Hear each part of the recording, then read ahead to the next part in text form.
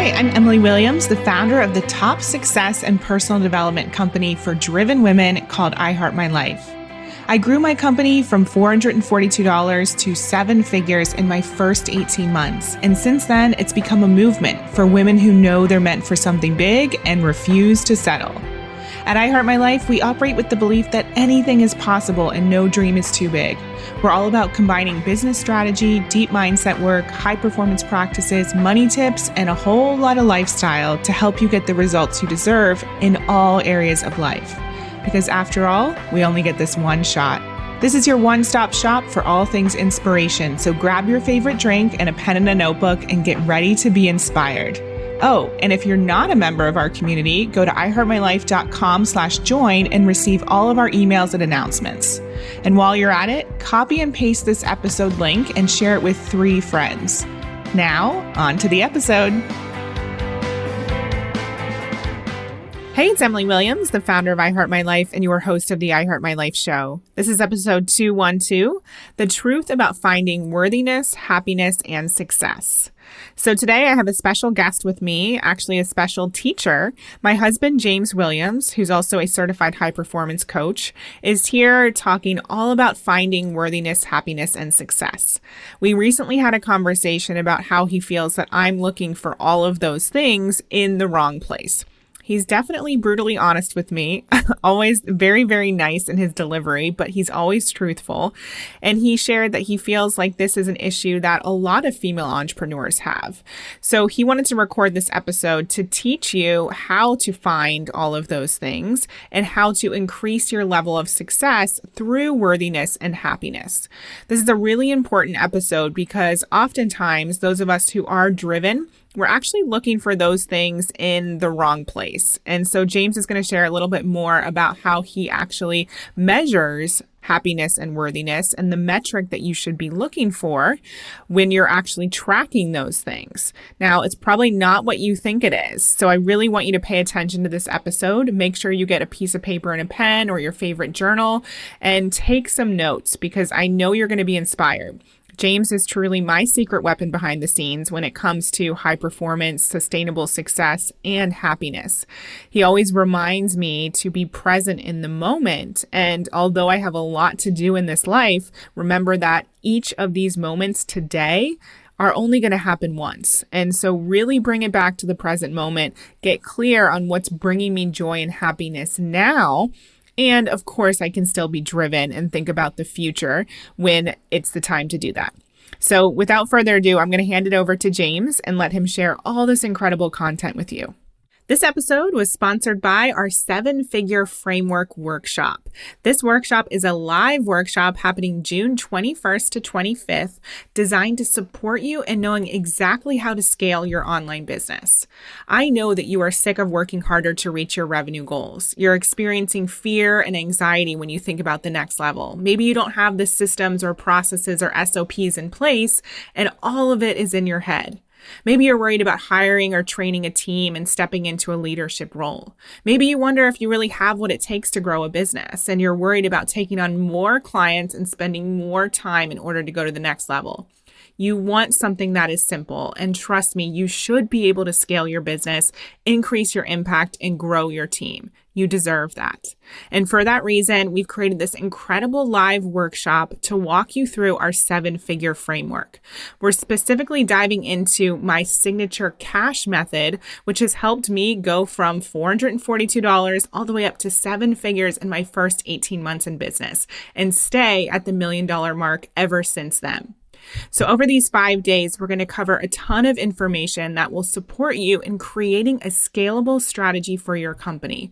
It's going to support you in putting in place that cash method in your business. It's going to help you figure out who to hire and when. It's going to support you in creating a millionaire mindset. And it's all done within the confines of an incredible Facebook group full of high-level business owners designed to support you, to lift you up, to show you what's possible, and to keep keep you moving forward. So if you're ready to get into massive action, definitely check out the link in our show notes to our 7-figure framework workshop. Or you can go to iheartmylife.com/7FF. That's number 7FF and sign up today. You're going to want to attend live. All the trainings are happening in the Facebook group. We'll even be taking your questions. And guess what? You get your own personal high performance accountability coach to support you along the way. So let's do it. Go to iheartmylife.com/7FF. I'll see you there.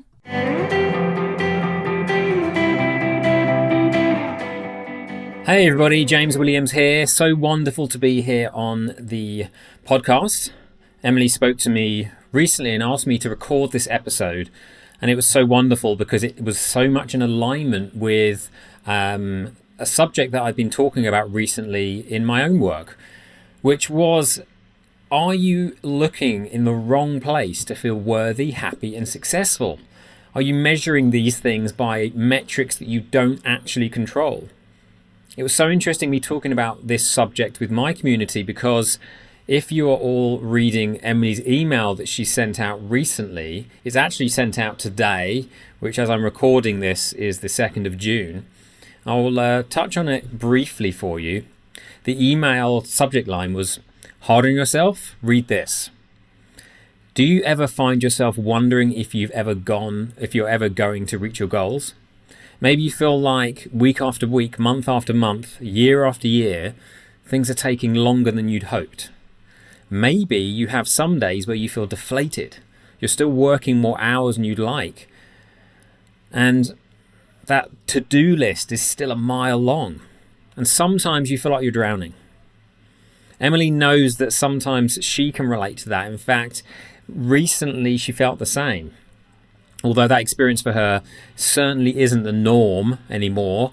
And she writes in this email that when she was in that place, she used to ask me for support, which nicely ties into me being the person supporting you on this podcast today, because I have some, something to say around this, because, it wasn't too long ago, maybe 7 years ago, where I left my 12-year career in television.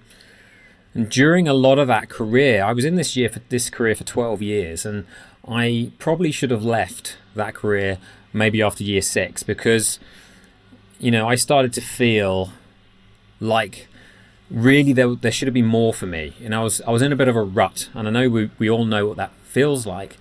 Looking back now, one of the reasons that I was stuck there is that I was extrinsically motivated.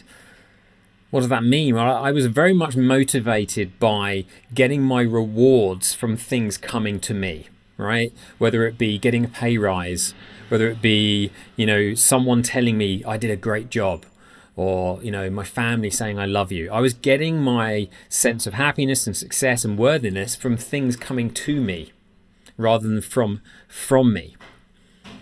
And so I wasn't progressing. I kept changing what I was doing. I kept trying new things, but I wasn't really progressing who I was at my best, because I was waiting for those things to come to me. The moment I started progressing, the moment I made that decision to leave that career, to become a coach, to become an entrepreneur, to start a business, to really start progressing, was the moment that I took responsibility for recognizing my worthiness, for generating my happiness, and for showing up with a successful attitude. Because when I started doing that, my worthiness was then a product of me looking inside at why I was worthy. My happiness was a product of working out, well, what do I want? What do I actually desire? And feeling worthy enough to shoot for that every single day. And my success was a product of me registering every day every little step that I took forward towards that desire. So why is it that a lot of people don't feel that worthy? Why is it a lot of people don't often feel that successful? And why is it that this idea of happiness sometimes is much harder for some people to gain, even though from people looking in, they've got every reason to be happy. Why is it that a lot of people struggle with that? Well, from being a high performance coach now for the last 6 years, I've realized that people are measuring the metrics of their worthiness, their success, and their happiness by metrics that they actually don't control. They're measuring it by things that they depend on other people or other situations or other experiences coming to them, rather than them being the ones responsible for generating and becoming who they need to be to feel worthy, successful, or happy. So why is it that people do this, do you think? Well, when people are so focused on their future, like Emily was back in the day when she first started her business, and she was asking me for a lot of support and was beating herself up and not feeling worthy, I realized then, and especially now, that very driven people, especially, but really a lot of people, are very, very focused on the future that they haven't even arrived in yet.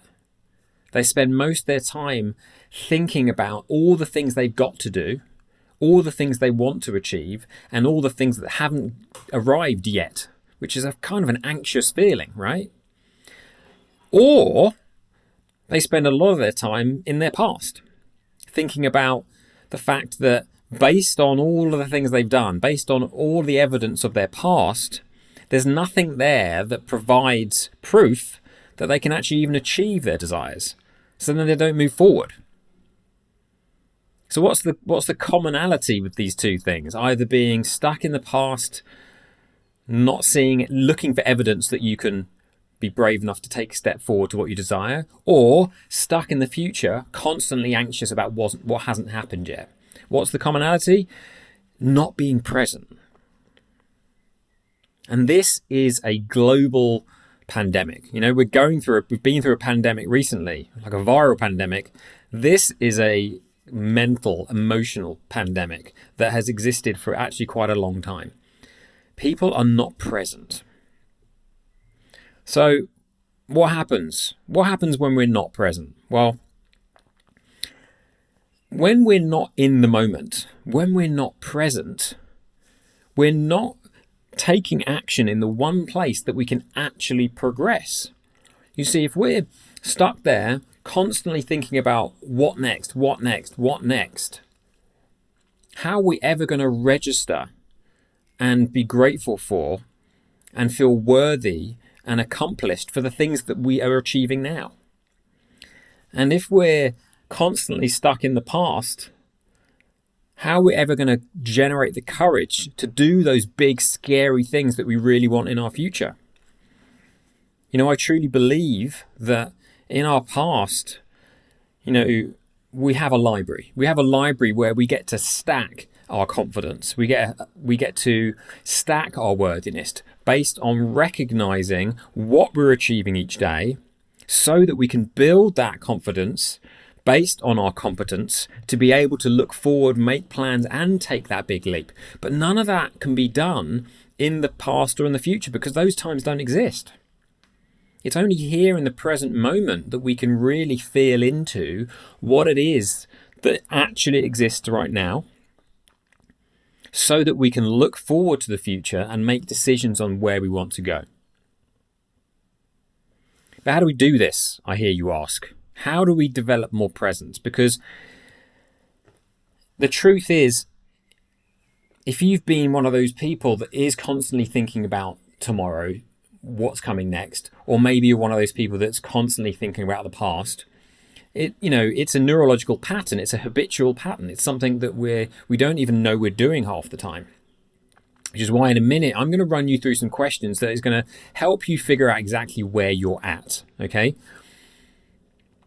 Because it's really important to think about this. But like anything in life, human beings are the most adaptable, incredible things on this planet, because we have the ability to change the way we think. We have the ability to change the way our body reacts, if we put conscious effort into creating those new physical and mental habitual patterns. So that takes conscious effort over a period of time. There's an interesting high-performance concept called relative weight of importance and duration. This concept explains that when we give a relative weight of emotional importance to a new thought or habit, and we repeat it regularly, eventually that new thought or habit is going to be habitualized. It's going to be a habit. We're not going to have to think about it all the time. So if your goal is simply to be more present so that you can start generating the feeling of worthiness, you can recognize how successful you are at this point, and you can generate happiness, then trust me, it is possible to change that thought pattern. And I'm going to give you some support in how to do that on this call. So let me start by asking you a few questions. So we have some categories in the high performance studies around this exact subject, around consciousness, to break this up so you can really start thinking about all the different facets of consciousness and presence and how they have a huge impact on not only your progress, but on your performance, on your happiness, on who you show up as every single day, not only for yourself and your career, but for the people in your life, for your relationships, for those people that really want you and need you to be at your best every day. So the first one here is be conscious of your thoughts. I'm sure a lot of you have heard the phrase, your thoughts create your reality. What you focus on is what you get. So ask yourself this question. Are you actually aware of your internal chatter and how that internal chatter affects you? Do you proactively guide your self-talk so that it's positive and supportive? And how easy do you find it to release or override your negative thinking? Just ask yourself that question right now. Maybe what you could do is give yourself a rating from 1 to 10. 10 being, yes, absolutely, I'm very aware. I'm very good at proactively guiding my self-talk to be more positive and supportive. And yes, I can release those overriding negative thinking thoughts easily. Or 1, no, not at all. It's a great way to gauge these questions. Just give yourself a rating. Don't make yourself wrong for whatever that score is, because half of this idea when we're developing ourselves is to be brave enough to dig deep and be really honest with ourselves as to where we're at. We're not making it wrong. We're not saying there's anything wrong with us. We're just being really honest and saying, do you know what? If I'm going to progress, I've got to really bring up all the opportunities that I have to progress, which means bringing up where I could be better, putting that on the table and saying, right, these are the things that I'm going to be working on. So being conscious of your thoughts gives you the opportunity to wipe clean that mental dashboard and replace some of those negative thoughts with thoughts that are actually going to serve you every day. Because the truth is, problems are a part of life. And when we get wrapped up in this idea of control, that we can control things, that illusion is the thing that takes everyone down. The truth is, you don't have any control. There's only one thing that you have control over. And that is your response to the world. That's it.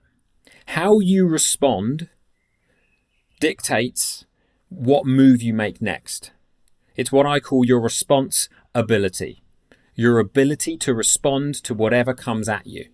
And the most successful, happy, worthy people out there are people that no matter what happens, whatever failures or challenges come their way, they have the ability to respond in alignment with their best selves so that they can take positive action towards a solution or development, learning from those situations to make sure they better their next situation. So the next area of consciousness here is being conscious of your feelings and your energy. How often do you sit back, be in the present moment and just sense how you feel? Am I feeling happy? Am I feeling stressed?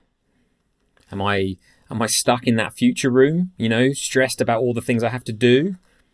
Am I feeling slightly anxious or traumatized by my past? And what's my energy like right now? Is it manic? Am I kind of fueled by a stressful adrenaline?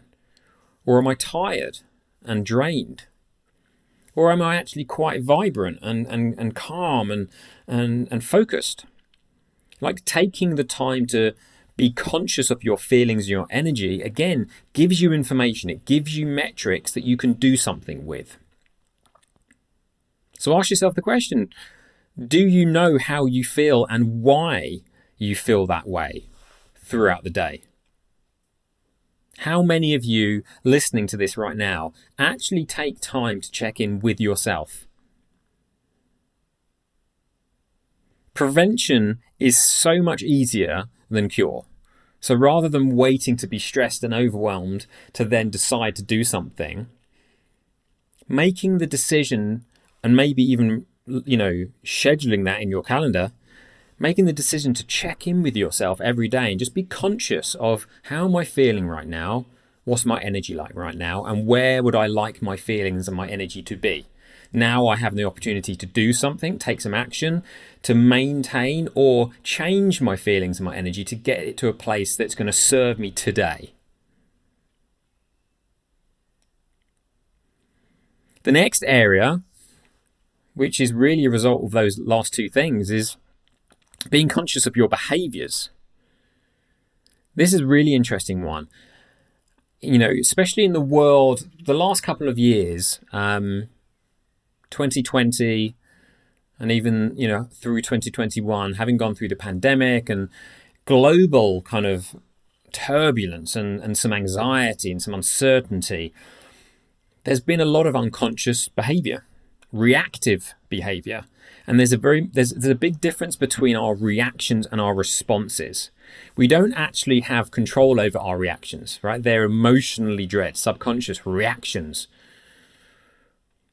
And that's okay, right? We all react. But what comes after reaction and the length of time it takes to switch from reaction to response, that's the key right there. So how conscious are you of your behaviors? Are the actions that you're taking in life purposeful? And when I say purposeful, are they in alignment with the best version of you, heading towards being the person that you're proud of every day? Being the person that is in integrity with your values and who you feel like you want to be, show up as every single day? Are you choosing to do things that are exhibiting the best of you every single day? And are you, feeling a sense of pride around yourself and your character every single day? And it's okay if you're not. What we're doing right now is we're just trying to figure out, are you conscious of your behaviors? Are you checking in with how you've been behaving? Because again, these are more metrics that you do have control over. You can look at yesterday or the last week and think, how was I behaving? How was I showing up in that interaction with that person? How have I been behaving with myself? Like when challenges hit, when I've got some news that wasn't great, how was I behaving in that situation? Was I conscious of it? Because the more conscious we become of our thoughts, our feelings, and our behaviors, the more opportunity we have to start to make some changes to improve those things so that they can be habitual, they can be automatic, right? The next area here is others, right? Being conscious of others. Are you in tune with how others around you are feeling? Because, we're not in this world alone. And actually, it's very, very important that we understand the importance of connection, of the people in our lives, whether that's the intimate relationships we have, our professional relationships, anyone. Are we aware of that? When we walk into a room, are we conscious of our behaviors and other people's sense of being? And are we responding in a way that's appropriate for those interactions? Are you actively listening to other people and seeking to understand their worldview Wouldn't that be great? For the last couple of years, wouldn't it be great if rather than judging, we could just listen and just seek to understand each other a little bit? I think it's wonderful that there's so much variety and difference and, different opinions and different thoughts and feelings. And wouldn't it be great if the world tried to just understand each other? And that starts just with us. If every day I could just make the decision to just try and understand, just be conscious of other people and go to understanding before judgment. The next area of consciousness is progress. Are you conscious of your progress? This goes back to what I was saying earlier about feeling successful or feeling worthy or even feeling happy. If you're not conscious of the progress that you're making in your life, how are you going to stack that confidence shelf that I talked about in your past habitual library? There's so many people that I've worked with that are really successful. And when I ask them, well, what would the 15-year-old you have thought of your life right now? And they're like, well, they'd probably be quite impressed. So why aren't you feeling impressed? And they're like, well, that's a good question. Normally it's because those people are so focused on what's next, they're not spending the time to actually consciously say, what did I achieve today? What am I proud of today? How have I progressed physically, mentally? How have I progressed professionally? How have I progressed as a husband, as a wife? How have I progressed as a friend, as a daughter, as a son? How have I progressed in the world? And progress doesn't have to be, huge. It can be a 1%. It can be a small step, but it's so important to recognize and be conscious of that progress, because that's where we gain a sense of worth, a sense of recognition. And also, it's how we measure and understand, well, what's working and what isn't working. For those listening to this who run businesses, you'll know that in your business, you have metrics to measure. You must measure what's working, what's not working, so that you can do more of what's working and less of what's not working. That's how you progress your business. And it's the same with the business of you. When you're conscious of your personal progress, you have the opportunity to gain metrics that you do have control over. And I think a lot of people don't go here because it feels like I'm, digging up all the things I'm not doing right. And I don't want to think about that. So they avoid being present and avoid measuring their progress because they're scared of looking at all the things that aren't going well. But this is a perspective shift, because problems are opportunities. There is never going to be a world where problems don't exist. Problems are wonderful. I love finding out when things aren't working. I love finding problems, because guess what's on the other side of a problem? A solution. The more problems you can find, the more solutions you have the opportunity to find, and the faster you will progress. So the perspective shift is, be excited to measure your progress. Be excited to figure out how many steps forward and how many steps back you've taken, so that you can get information to take action on. The next area of consciousness is consciousness of the moment. Right now, you're listening to me. And all that exists in this moment is the sound of my voice, the temperature of the air in the room that you're sat in or stood in, or maybe you're outside, any noises that you feel or hear around you, any sensations in your body, any thoughts going through your mind. That is the moment. That's what's happening right here and right now. So let me ask you this. How often do you genuinely feel a sense of awareness and connection to the present moment? It's a real gift. When you are really present, time slows down. And who here listening to this podcast would love more time? Raise your hand, right? Who here would love more time? Of course we'd all like more time. Time speeds up when you're not in the moment. So if you want time to elongate, you want to feel like you've got more time, practice being in the moment. Close all those unnecessary tabs in your mind so that you can only focus on the moment and what's important right now. And you'll find things slow down. And I'm going to do a lot of practice with you at the end of this podcast to support you with that. Now, our next area of consciousness, which is a really, really great one, is being conscious of intuition. Are you aware of your intuition? And when it speaks, you know, that gut feeling, that deep knowing that may not have any practical evidence associated to it. You know, when you've got some decisions to make and for some reason you feel like you want to go in this direction, even though there's no evidence to support that that's the right direction. How connected are you to that? And do you listen to it? I've got a deep sense of intuition. It's a deep, deep pull.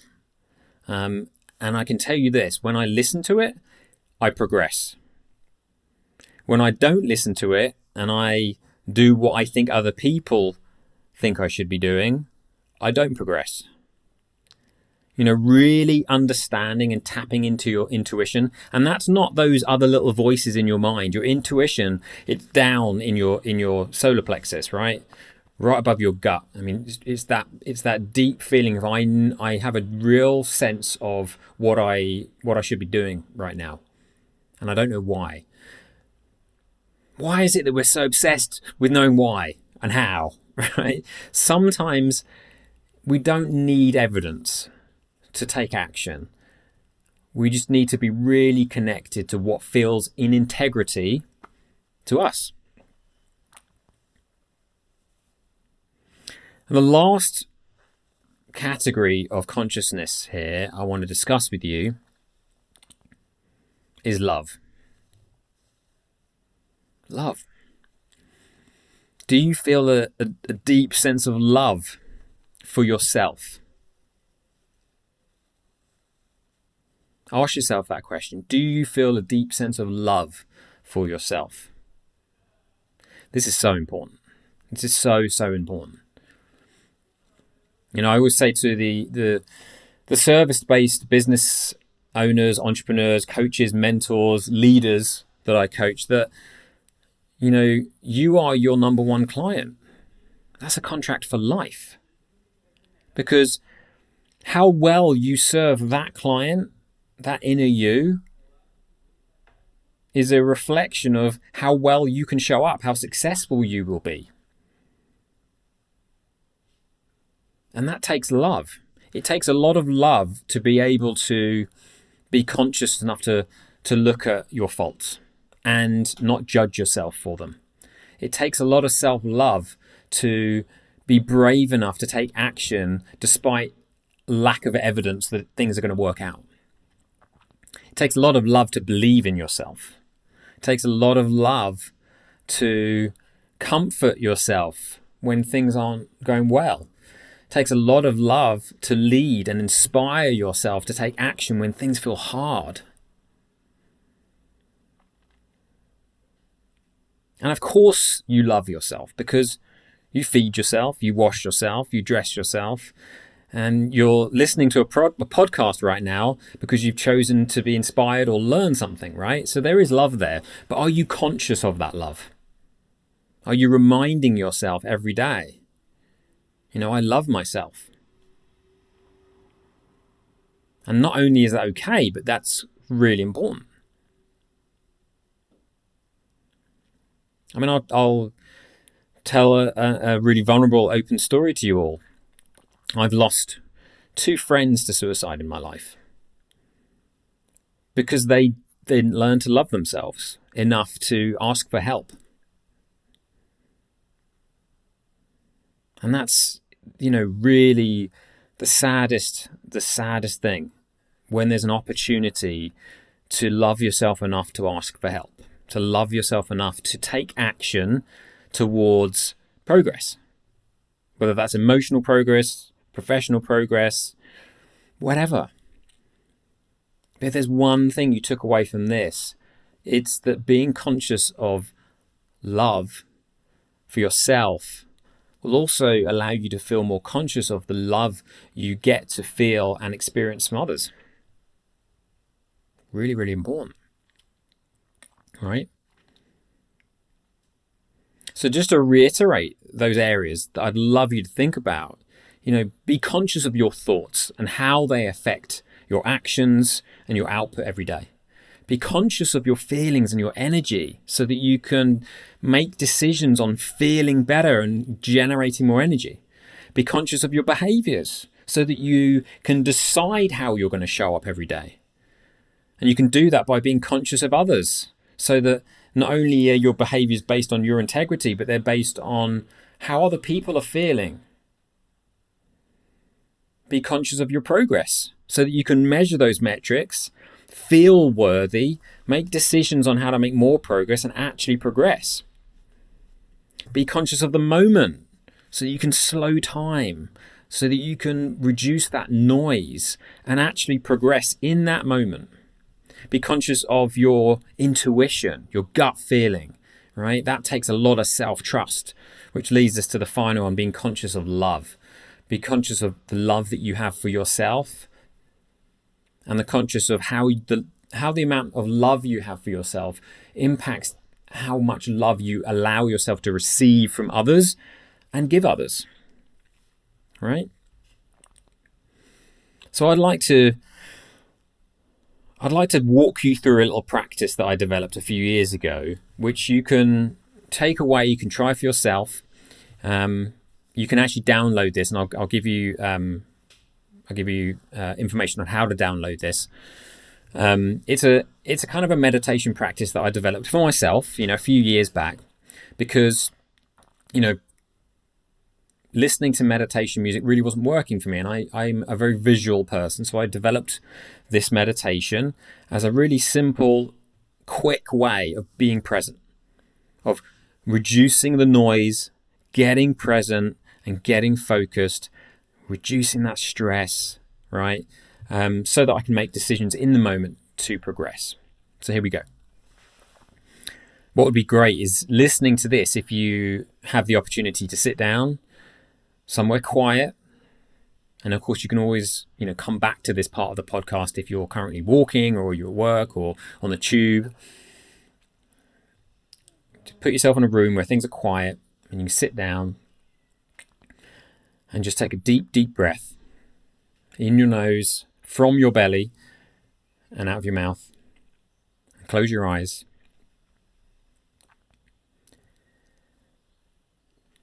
I'd like you to think about this idea that in your mind, there are 3 rooms. There's the past habitual library. I spoke about it earlier. This is the place that holds everything you've ever done and experienced in your life, the emotions, the stories, the experiences. And we can recognize that in this room, time doesn't exist because it's already happened. And in this room, there's a library which we continue to stack as we move through our life with new experiences, new feelings, new evidence, new metrics.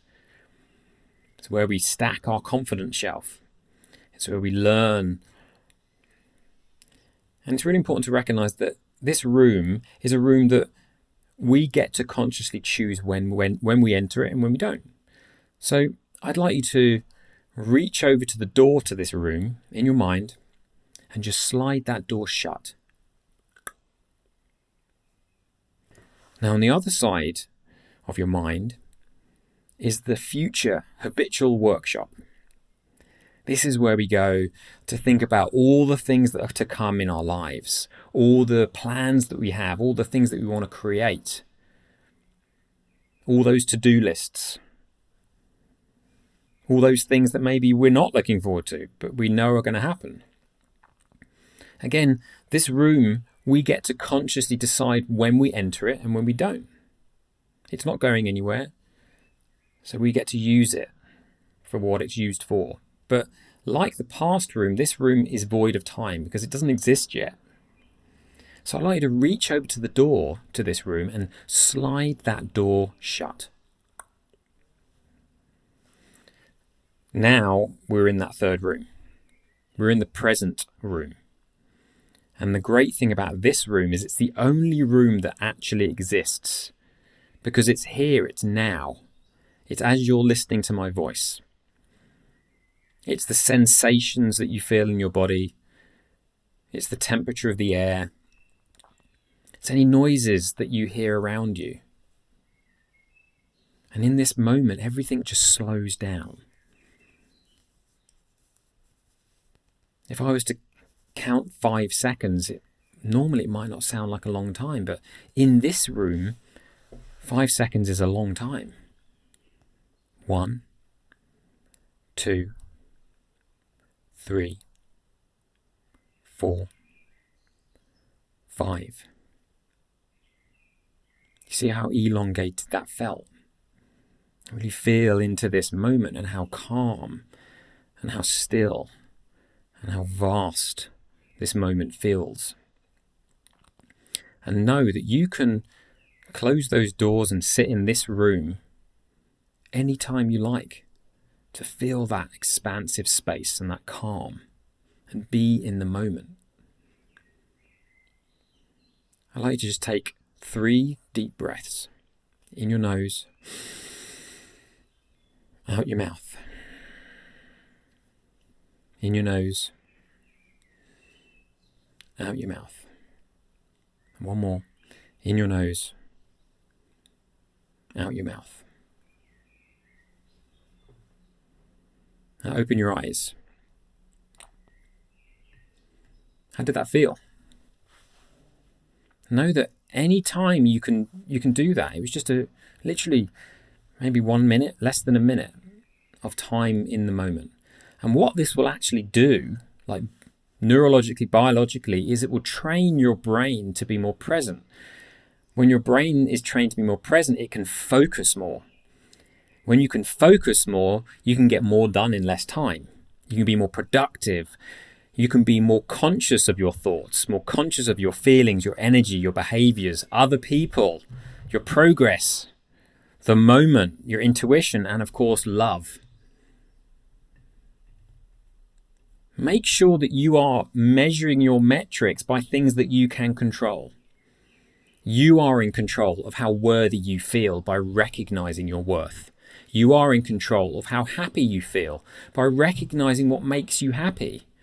And you are in control of how successful you feel by recognizing your progress and allowing yourself and giving yourself permission to feel that success, knowing that you can be more successful, and that's exciting. That's when we get to open that future room door, make some plans, and then close it again. I hope this has been informative and useful podcast for you. And I really hope you ask yourself those questions and take some time for yourself to develop this level of consciousness and presence, so that you know that you are in control of your response to life and that nothing gets to throw you off track, because you make the decision what you're focused on, how you're feeling, so that you can be more excited, more happy, more worthy, and ultimately more successful, so that when you get to the end of your life, you can look back and say, you know what, I absorbed every moment of that. I succeeded, I felt successful, and I sucked up everything that I got to be grateful for every day. Have a wonderful rest of your day, and hopefully I'll get to speak to you again on another podcast. You take care. This is James Williams. And if you want to download that practice, the 3 rooms theory, you can go to my website, www.thegrowthedge.com/downloads. and download that 3-room theory. It's all free. Have a wonderful rest of your day, and I'll speak to you again soon. Take care. Bye-bye. I hope you enjoyed this episode of the I Heart My Life show. Now do us a favor and tell people about this episode. It's truly our duty to make sure that the I Heart My Life movement is spread far and wide. The truth is, life can be challenging, but it is possible for all women to love themselves and their lives. And while you're at it, send a link to this episode to 3 of your friends today, or maybe even post it on social media. Use the hashtag #IHeartMyLifeShow. That's hashtag #IHeartMyLifeShow. And if you'd like to help me personally, then please rate and review this podcast on Apple Podcasts. Give us some stars, cheer us on, and leave a review, because believe it or not, that stuff actually really does help, and I read all of them. Please remember, everything you desire is meant for you and possible. Keep showing up, taking action, and believing in your dreams.